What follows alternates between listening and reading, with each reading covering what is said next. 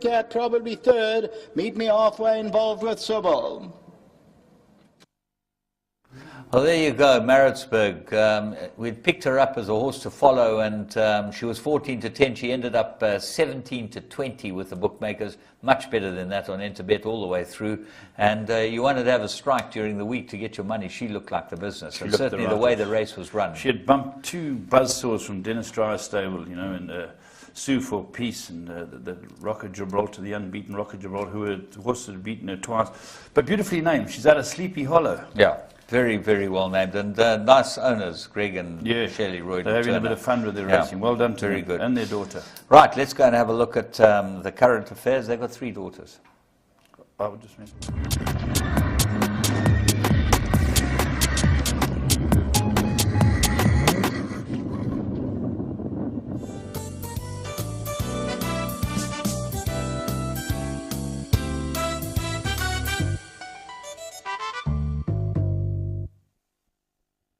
Hi, and welcome to this week's edition of Current Affairs. We've got 3 races, 1 from South Africa and 2 very important races for young horses over in the UK. We've got some knowledge of what's happening in a few countries around the world. And James, interesting racing, and one in Cape Town this week. Matcham Stakes. It's always a great start to the season. Unfortunately, it wasn't run at Kenilworth, because if it was run at Kenilworth, I have no doubt that the right horse would have won, King of Pain. Let's watch a race. Okay. You tell me what you think. Gates Fly racing from that 1400 meter mark. In a rush, landed running along the inside, immediately goes to the lead. Up there in second, we got Changing of the Guard. Pushing through on the outside of runners, we got Depardieu in search of the lead. Also on the move, we got Shimmer and Shine, who's setting up handy in the early part of the race. They being followed next in, running towards the inside by General Jubilation. King of Pain, the grey, slips through along that inside rail. Then comes President of Pop Taipan, and Northern Conquest is racing at the end of a compact field. About 7 lengths first to last as they head towards the middle of the bend. 800 metres left to go in the Matcham. It's Depardieu in the yellow colours in front. Shimmer and Shine is in second. Then we got Inner Rushes racing back at the rail. General Jubilation is 3 deep around the turn. Changing of the Guard and King of Pain corners back at the rail. He's got 4-5 lengths to make up Taipan. Then we find President of Pop and Northern Conquest as they settle for the run to the line. Head towards the 400 in the Matcham, powered by Good Insurance. Depardieu is the one they got to get to. Changing of the Guard starts to loom up on the outside. Down the inside, Inner Rush gets going. King of Pain is 2 lengths off that leader into the final 200. Changing of the Guard now gets driven into the lead. Inner Rushes towards the inside. King of Pain into the clear. He's flashing up the outside, but Changing of the Guard is going to make it. Winner number 3,500 for Felix, as Changing of the Guard beats into second King of Pain. Inner Rush behind that in third. Oh, a cracking good win, but a cracking good race, James. Some decent horses in there, and the runner-up seemed to get going really late. Well, he was caught in behind him. He was caught behind Depardieu, and he couldn't get the run and had to switch out. This horse got first run on him. A great ride from Felix. And I must mention here, Felix's 3,500th winner. 3,500 winners this was for him. Fantastic, eh? And this horse is by Go Deputy, Changing of the Guard. Let's not detract from him. He won a good race. James, I was the underbidder on this horse, the winner. Yeah? Yeah. Well, it was the last lot. I think you're unlucky because you're bidding against the team. That's right. No. I had quite a good buyer with me. Yeah. And Gaynor kept it with the Sings, so yes, she kept a share in it. That the Sings bought it. That's right. And Team Valor. By Go Deputy. Yeah. That's right. Very nice. Well done to Arkansas. Well done to Justin and his team. It won a good race. Well done. That was the Matcham Stakes. Now, James, let's go overseas, because there were the Dewhurst, which is an interesting race, and there's of course the Middle Park Stakes. Now, the Middle Park Stakes, these 2 horses must have been probably the top 2 of their age group.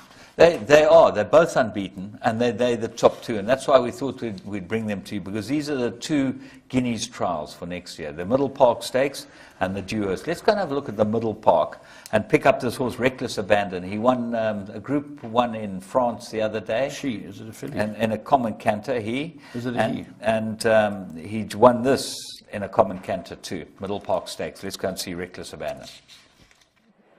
Next up, Cristoforo Colombo with a rug on Parliament Square will complete the line for the Vision.ae Middle Park Stakes. All in. They're off to race over 6 furlongs. A Muhajim blue and yellow jacket restrained slightly on jumping.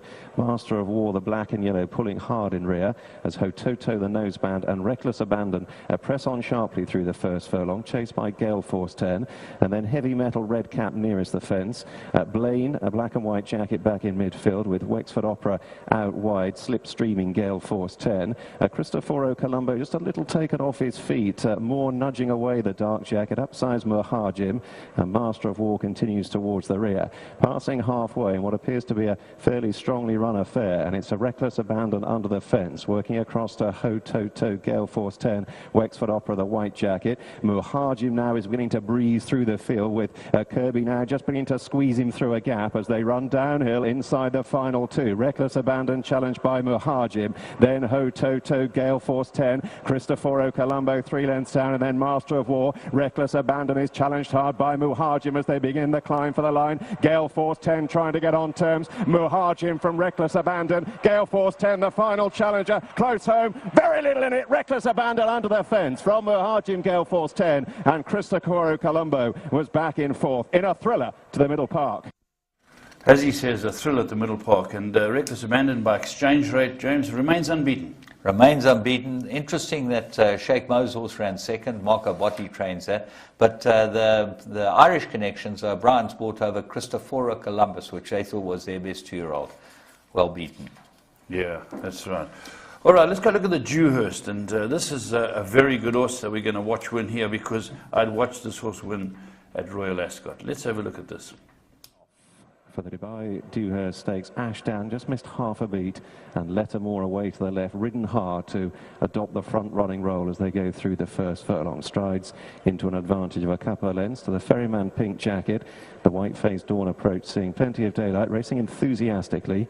And then a break of a length and a half to Funk Soul Brother, Black Cap, a half-length Ashdown, and George Vancouver is at the tail. Once again, it appears to be a fairly generously run affair. 2.5 furlongs completed. A letter more in the hands of Ronan Whelan, giving a lead to the Ferryman, tracked by Dawn Approach. And then the outsider, Funk Soul Brother, Ashdown, Pink Cap, Buick under a waiting ride, and George Vancouver still last. Beyond halfway, getting towards the final 3 in the Dubai Dewhurst, and Lettermore has got the Ferryman off the bridle, ridden along in pursuit. Dawn Approach still poised on the outer. Buick now beginning to niggle, crouching low aboard Ashdown. Then Funk Soul Brother, and George Vancouver is angled out widest of all. Down inside the 2, still Lettermore. Dawn Approach now shaken up, trying to get on terms, but Lettermore is still running on strongly, down into the dip. Out wide, George Vancouver is staying on, meeting rising ground. Now Dawn Approach begins to lengthen, comes alongside Lettermore. George Vancouver is still finishing off, but Dawn Approach has moved on and is beginning to forge clear. Dawn is still rising, and like father, like son, Dawn Approach wins the Dewhurst. A 1-2 for Jim Bolger. Lettermore up for second, George Vancouver third, and Ashdown in 4th. There we go, Jim Bolger. What a trainer he's really done. He was first and second there, and this horse was a very, very good horse. But his father, New Approach, the Galileo horse, was a top horse as well. Well, he won this race of his year, New Approach did.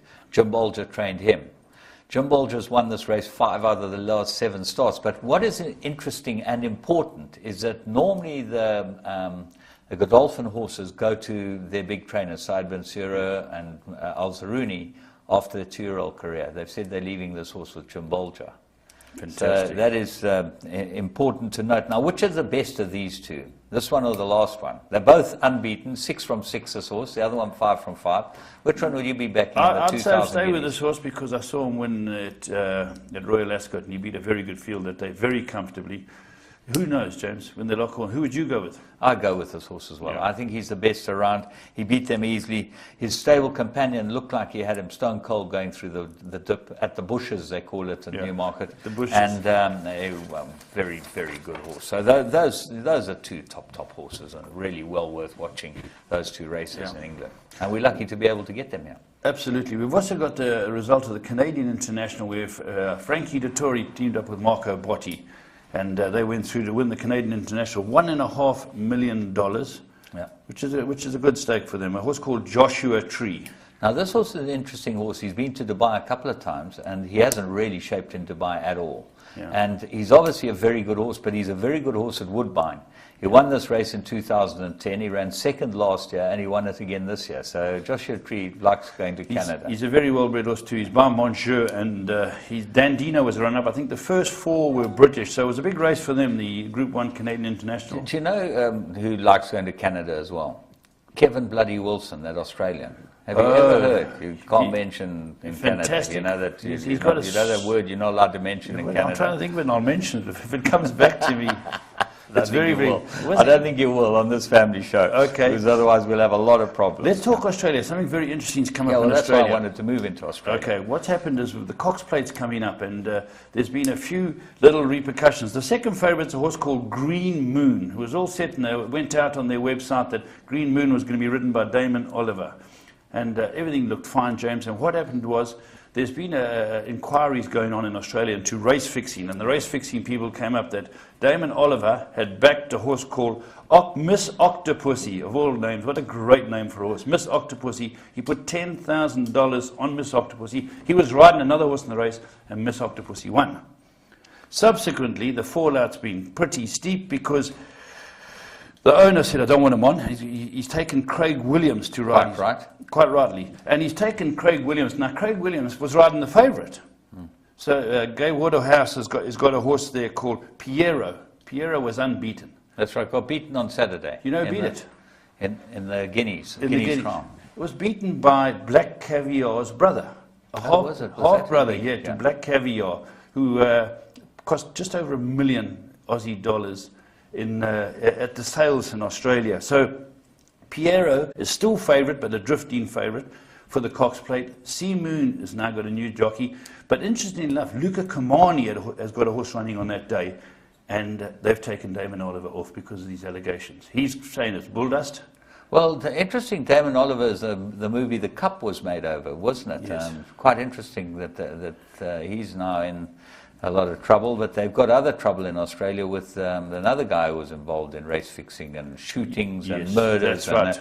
And even they can't keep their natives, they can't keep them. When there's gambling, James, when there's gambling, you know it's like people who do strange things for an extra buck. But even Luca Comani coming over there with My Quest for Peace, his horse, they say we don't want Damon Oliver until this is all cleared up. And he's trying to clear his name. But James, it doesn't look good for a man when you're having 10,000 Aussie dollars on Miss Octopussy, and you're riding some other James Bond horse, you know? Yeah, well, that's right. It was probably Ian Fleming. Yeah. Anyway, what else you got there? I haven't got much, just I did get a note from the interest in, we're going on to Gavel House. Gavel House, the interest has been incredible. Let's go and have a look at Gavel House then, James. Let's go and see Gavel House.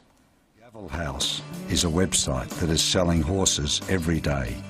It is independent, proven, and reaches places most others can't. For just 500 Rand, you can advertise your horse until sold, where buyers and sellers deal direct and pay no commission. So why wait when we can do it all for you at gavelhouse.com?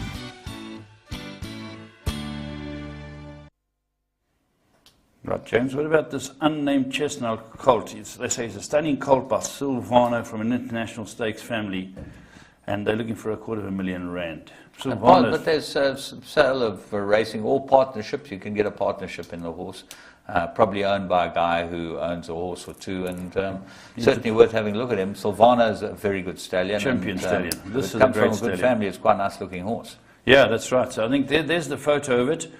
And just talking about Gavel House, here's the other one. James will tell you about this package in a moment, but the inquiries for South African horses now are coming from all over the world, which is interesting to note. Gavel House got hold of us and told us to mention that. James, what about this? These well, offers? this special assignment, and she's a young mare, 2006, okay, so she's only 6 years old, and she's had 2 foals already. She's got an Argonaut colt, which is a yearling, and that Mambo and Seattle filly, I think that's their Mambo and Seattle filly. So she's a 3-in-1 package, and you just need to make an offer, you know. Well, what is that 2 Spurdley bred? Maybe you can help me out with that one. Spurbley, that's Australian for superbly. Oh, is that what it is? Australian. You see. Oh, yeah. When you're Gary Moore, you put Spurbley, you know, and Okay. maybe the Scarp that does all his writing up. But it sounds like Naidu never gave her elocution lessons or spelling lessons. or spelling, or grammar. James, tell me, what is the package when they put the word package there? Do you get all 3 in 1. You get the whole lot, okay? Then you pay one price for the whole lot, which is the mare, she's a young mare, and the foal, the yearling and the weanling. Mambo and Seattle weanling, or foal, which is